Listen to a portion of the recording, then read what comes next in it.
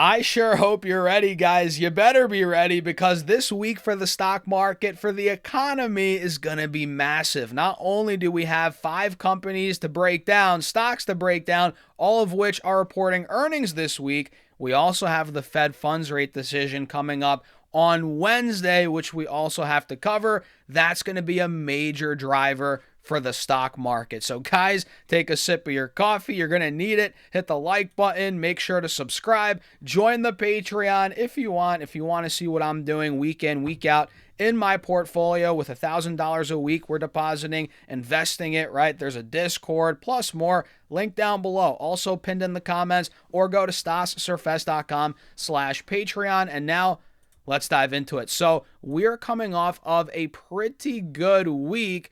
Honestly, good 2 weeks here for the stock market heading into this week, right? And it looks like arguably the Fed funds rate decision might already be priced in. You know, the market typically does that. You know, it's a forward-looking vehicle. It prices things in that it expects in the short term, you know, long term as well. It tries to do that the best it can, you know. It's not always perfect, obviously. That's where you find the cracks in the market.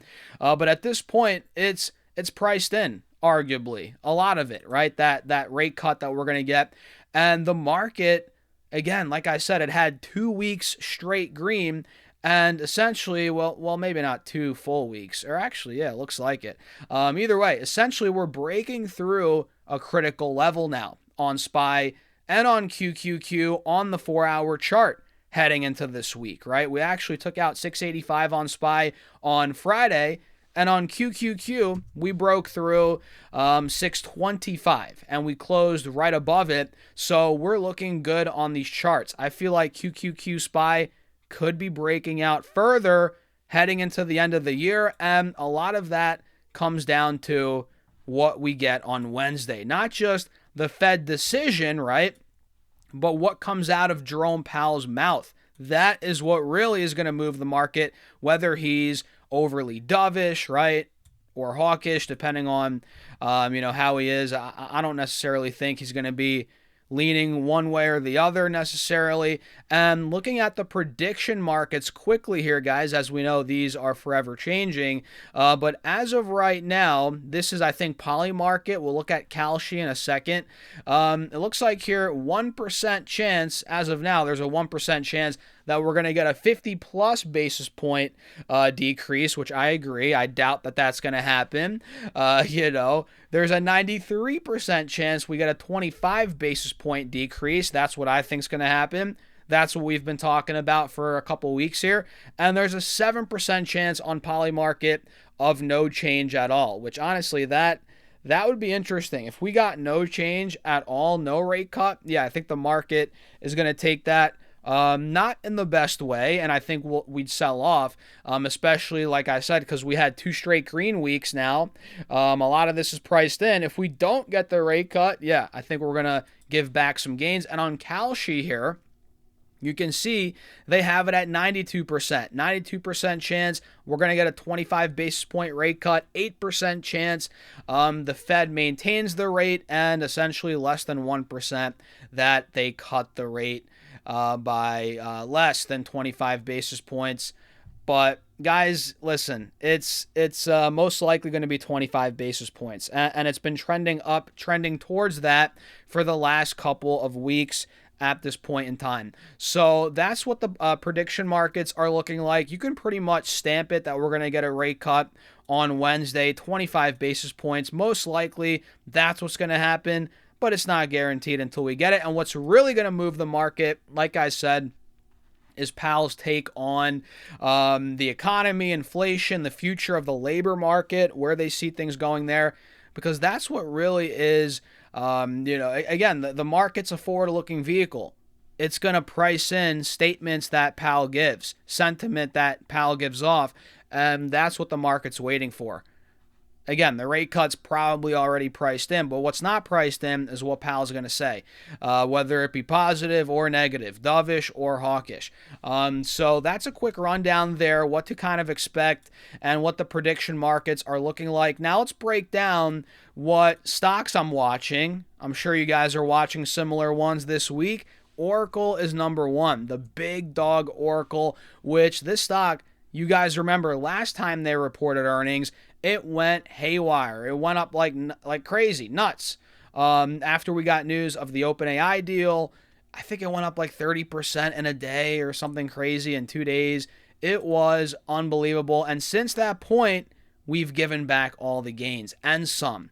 Oracle got to 345 and it was at 225 before earnings.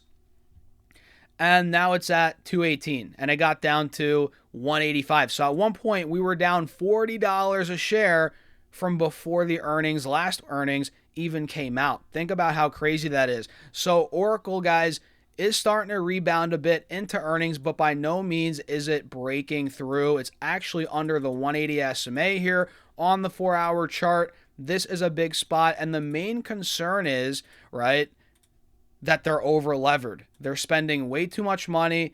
They have way too much debt in on this deal with OpenAI. What's the funding going to look like in the future? Will this project actually play out? There's a lot of what ifs, a lot of uncertainty around Oracle, the debt. And that's what I'm going to be paying attention to on the earnings call. And that is really what's going to move the stock. If we get more insight there, more certainty, we get good numbers, guidance out of the company, I feel like that would be good, not only for Oracle, but a lot of other AI stocks, if you will, that could cause more upside there. And on, let's say, NVIDIA, and an NVIDIA in AVGO, which they're actually this week as well. We'll cover them in a second. But yeah, Oracle, guys, they're projecting, analysts are at least on average, EPS of $1.64 versus $1.47 from last year on revenue of $16.19 billion versus $14.06 billion from last year. That would be up 15% year over year.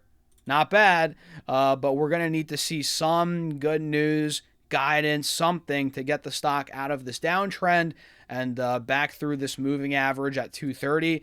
I think that if that breaks, guys, we could have a lot more upside on Oracle, ORCL. But again, there's fears around the future of the deal, debt, what's going to happen there. I mean, you guys have seen this all throughout Twitter, the news, right? So that's Oracle, ORCL. I think it looks good on the charts. I mean, the more you pull back, the more you realize that this could easily be a buy the dip opportunity, but I'm going to wait and see what earnings look like and kind of wait for that confirmation. I know some people that were buying calls and, when the stock was under 200, at 200, but now it's like, all right, I might as well wait and see if it breaks through this channel, the 180 SMA as well, before even making a move, making a trade there. So let's go over now Costco. What's going on? Why is... I just realized Thinkorswim. Oh, there we go. We're back. No, that was an OBS problem. It froze for a second on me, guys. Sorry about that. We're back. Costco, COST, has been down all year, guys. Costco's been down all year. Well, actually, then again, wait a second. Costco stock started off the year, it looks like, man, it's been rocky. It started off the year at $900, 2025.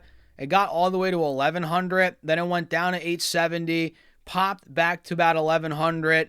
Now we're back towards that 870 level. So it's been up and down a lot, but I guess we're kind of flat from where we started January at. But either way, we're down from the highs. We're a good, almost 20% off of the all-time high on Costco here, and their earnings are coming up on the 11th, which is Thursday after the bell, and I forgot to mention what day Oracle was. Oracle, they're on, let's see here, guys, the 10th, so Wednesday after the bell, we have Oracle. Thursday, we have Costco. And again, this one's downtrending, guys. We need some good news to get this thing out of this trend. It tried last earnings. It didn't happen. Now, let's see if we get that again on Thursday after the bell. Let's see if we can actually test and break through here. So Costco analysts are projecting EPS of $4.28 versus $4.04 expected, or not expected, but from last year on revenue of, $67.16 billion versus $62.15 billion. So they're going to grow 8%. year over year top line. That's good, guys. But they're currently trading, I think, at over 40 times earnings. Guys, Costco always trades at a premium. I love the company. I'm a member. I think their business is rock solid, but they always just trade at a premium. I mean, geez, man, the stock's always expensive, in other words. And for me, even here, that it's down from all-time highs 20%, I'm nowhere near buying it. I think if this stock somehow got back to the 600 range, yeah, okay, at that point, I would heavily consider buying it. I probably would buy it at that point. But we're just not there yet. At over 40 times earnings, with it being down 20% from highs, it's like, oh man, I don't know. I would have loved to see them actually go lower after earnings, so it gets even more attractive valuation wise. But at this point, it's like great company, great business, great moat, but it's like too expensive, man. Price is what you pay, value is what you get. Costco is not there yet, but Adobe, in a lot of people's eyes, is there valuation wise. In fact, it went up over 5% on Friday, heading into this week where we're getting their earnings. Earnings are coming up on Adobe on Wednesday after the bell. Analysts have them doing $5.40 versus $4.81 from last year on revenue of $6.11 billion versus $5.61 billion from last year. That would be up 9% year over year. So they're growing decently, right? Obviously, the best growth days are probably behind them. And at this point, the market does not buy that Adobe is going to survive or thrive in this AI era. The market does not buy it. That's why it's discounting the stock like crazy. I mean, this stock was at $600-700, man. It was trading at a 20, 30 plus PE, nicely, valued, I guess, compared to its peers. And at this point, man, it rallied 5% on Friday, so maybe the P changed a little bit, but they're trading at like 12 times forward earnings, 13 times forward earnings, and EPS has grown for the company. Revenue's grown for the company, but the stock price just has not followed. So that goes to show, again, investors don't buy that this is going to thrive in an AI era. They essentially think AI is going to crush the business. But hey, some people are betting that that's not the case. Am I betting that? I'm not in Adobe right now. I'll be honest. I'm not in Adobe right now.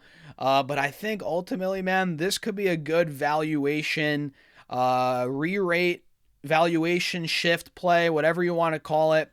I think it's a little beaten up to the point where, okay, if we get a good earnings, a good quarter on Wednesday, if we get a good quarter on the next time they report, if they string another a quarter or two together of good earnings, this could easily re-rate back to $450. It could get back there if investors get proven wrong by earnings and they're like, oh, wait a second, maybe we discounted Adobe too much here. Let's get it back to where it should be. That I think is actually possible. Likely almost. That is a reason why I would buy the stock. But would I buy the stock and think, oh, it's going to go right back to 700? The market has it completely wrong. No, that's not why I would buy the stock, right? I would buy it again for that valuation re-rate if we get a good earnings or two that prove the market wrong. We could be back to 450. No problem, right? That's the way I'm looking at Adobe. I'm not in it yet, it still has things to prove. I want to see their earnings come out, but if we're able to get out of this trend, we're not fully out of it yet, but if we're able to break through, yeah, Adobe is going to be on my list, to buy potentially. Lululemon's another one, very similar to Adobe. Obviously not in the same business, but they've been beaten up for not years, but months. It's been a terrible year, and now the stock's slowly starting to reverse. We had a 4% green day on Friday. We have earnings coming up on the 11th, which is Thursday after the bell. So it's like, all right, Lulu, show me. A lot of people are saying it's going to do well in 2026. Show me the numbers, right? Show me the money. I want to see the guidance. And if we start to break through this spot here from last earnings, notice how Lulu, last time they reported, the stock cratered to 160, right? It tanked 20%. If we're able to retake that closing price from before last earnings being about $200, right? We're at 190. If we can retake 200 on good earnings, good guidance, right? This could be a breakout play into 2026, or at least into the end of the year. We'll see how the new year goes. But man, this thing's down 50% year to date, guys. You have to realize that, Lululemon. And yeah, I mean, there's competition. Maybe there's a little bit of a brand identity crisis going on. I don't know. But it's a quality product, quality company. Maybe the consumer is dying off. That's the risk, right? Are people going to want to spend premium dollar on Lulu? They could go somewhere else on the TikTok shop or something for half the price. These are concerns, but if we get some good numbers, good guidance, China-U.S. fears die down a little bit in the new year, I think this could be a good, rebound play. And it's, again, down 50% year to date, one of the worst performing stocks, if not the worst, in the S&P 500 right now. It's definitely in the top 10 worst. So yeah, Lulu, analysts have them doing $2.21 EPS versus $2.87 from last year on revenue of $2.48 billion versus $2.4 billion from last year. That would be up 3.3% year over year. Not bad, but obviously not good. It's pretty rough.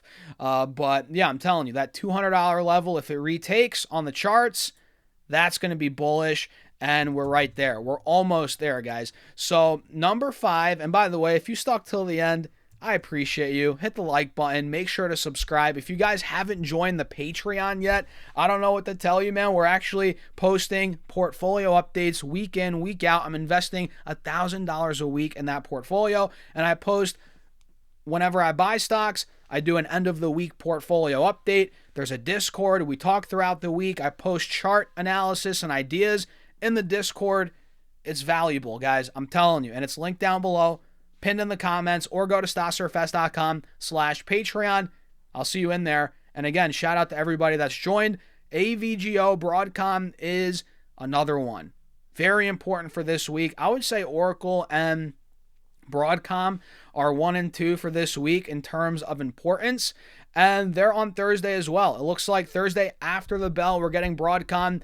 And analysts have them doing EPS of $1.87 versus $1.42 from last year on revenue of $17.46 billion versus $14.05 billion from last year. That would be up 24% year over year. And guys, this chart looks excellent. Out of these AI stocks, Broadcom arguably looks the best on the charts.